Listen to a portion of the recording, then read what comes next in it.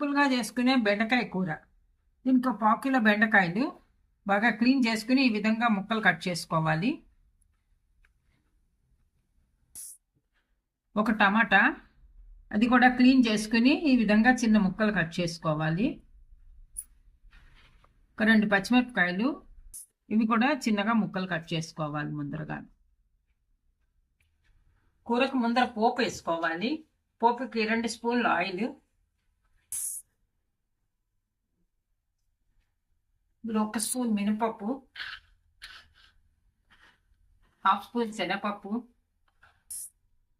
Half spoon జీలకర్ర, కొద్దిగా ఆవాలు, ఒక మిరపకాయ ముక్కలు చేసి వేస్తున్నాను. పోపు వేగింది. పోపులో కరివేపాకు వేసుకోవాలి. ఇందులో నేను చిన్నగా కట్ చేసిన పచ్చిమిరపకాయ ముక్కలు, ఇందులో టమాటా. చాలా ఈజీగా చేసేసుకోవచ్చు ఈ కూర. తొందరగా ఆఫీసులకు వెళ్ళేవాళ్ళు చాలా తొందరగా చేసేసి బాగుంటుంది. హెల్త్కి మంచిది, రుచి బాగుంటుంది. ఇందులోనే బెండకాయ ముక్కలు,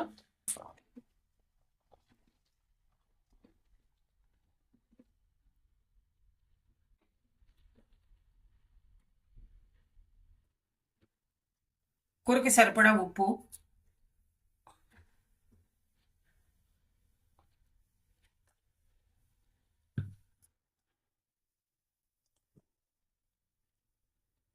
కొద్దిగా పసుపు, బాగా మిక్స్ చేసుకోవాలి. మిక్స్ చేసి మూత పెట్టి కొద్దిసేపు మగ్గించుకోవాలి, కొద్దిగా పచ్చివాసన పోయే వరకు. కూర మగ్గుతోంది, మధ్య మధ్యలో కలుపుకుంటూ ఉండాలి. ఎందుకంటే బాగా ముక్కలు మెత్తగా అయిపోయి పేస్ట్లా అయిపోకుండా మధ్య మధ్యలో చూసుకుంటూ లో ఫ్లేమ్లో పెట్టుకుని చేసుకోవాలి.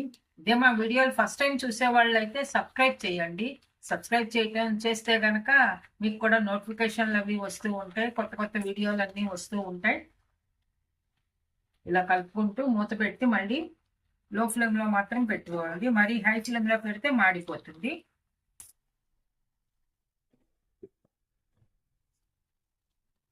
బెండకాయ ముక్కలు టమాటా ముక్కలు మగ్గాయి. కొద్దిగా కారం వేసుకోవాలి. కారం వేసి బాగా మిక్స్ చేసుకోవాలి.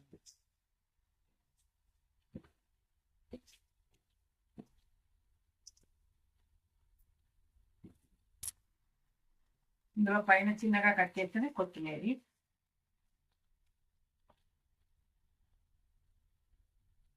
బాగా మిక్స్ చేసుకొని సర్వింగ్ బౌల్లో తీసేసుకోవాలి. చూసారు కదా ఎంత ఈజీగా చేసేసుకోవచ్చు మనం. బెండకాయ కూర ఆరోగ్యానికి కూడా చాలా మంచిది. ఇది అందరూ ఇష్టంగా కూడా తింటారు. పిల్లలు పెద్దలు అందరూ ఇష్టంగా తింటారు. సర్వింగ్ బౌల్లో తీసుకోవాలి.